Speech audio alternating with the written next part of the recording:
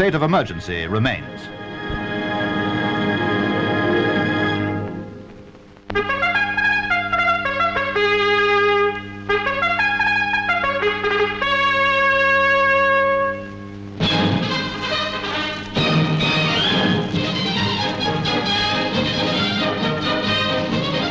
It wasn't a very sparkling day for this year's Grand National, but Aintree fans are not put off by the weather.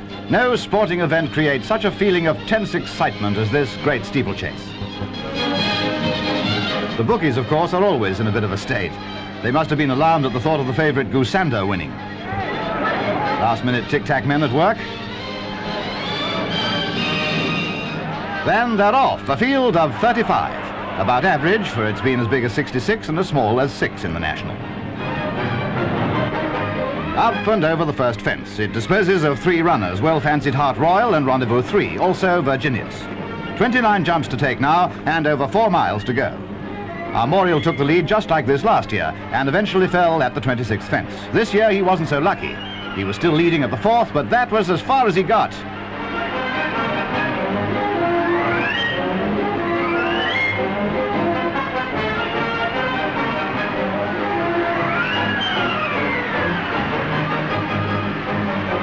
Do you get the feeling you're riding in the race? All right, then here we come up to Becher's Brook. We'll slow things down and have a good look. Sundew shows the way over. He stumbles but recovers and holds onto the lead. But it's goodbye to Cherry Abbott, or rather his jockey.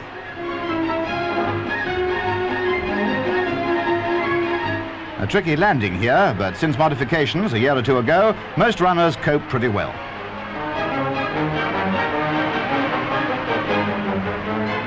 But at the tail end, the oldest horse in the race also comes to grief, Irish Lizard.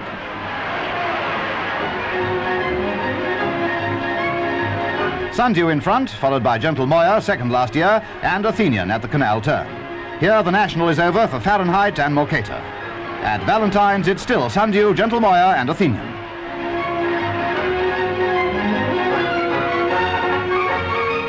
Ah, nasty peck. But Fred Winter pulls Sundew together and keeps him in front. The popular Much Obliged and Tutto had left the scene of action as the field raced on towards the end of the first circuit. Sundew still there, ahead of Athenian. And now for the water jump. Sundew and his followers seem to think there's nothing to it. So round they gallop into the second circuit, with Sundew and Athenian contesting the lead.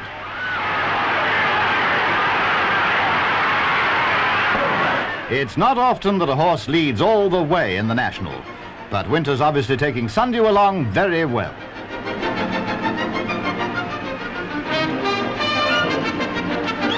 Jump after jump, and all standing up to it splendidly. Hardly any change in the order, and certainly nobody getting the better of what looked like the winning combination, Winter and Sundew.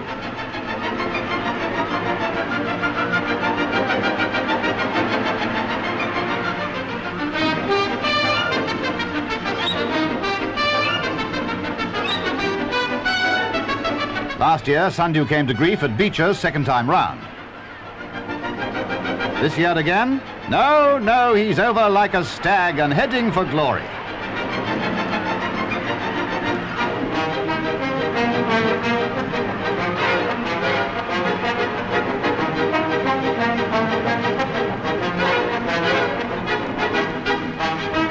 Athenian and the Crofter hold on grimly behind Sundew, and that's the order as they take the tricky Canal Turn once more.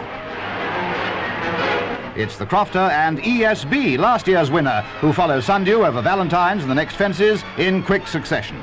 But Sundew's still there, showing his heels to them all.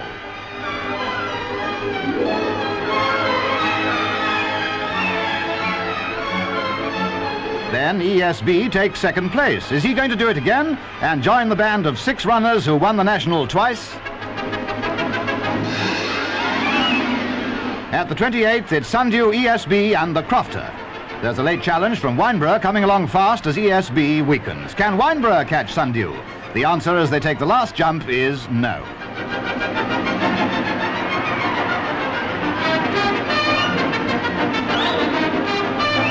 China Clipper 2 down. Sundew keeps on keeping on right to the end of the road. followed by Wineborough and the mare Tiberetto, who seemed to turn up from nowhere. It's Sundew's Grand National at his third attempt. A tired horse, but very game.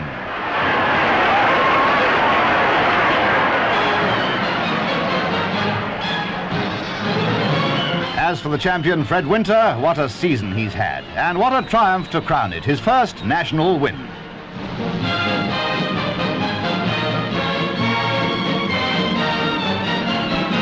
Sundew's owner, Mrs Geoffrey Kohn, was not unnaturally delighted.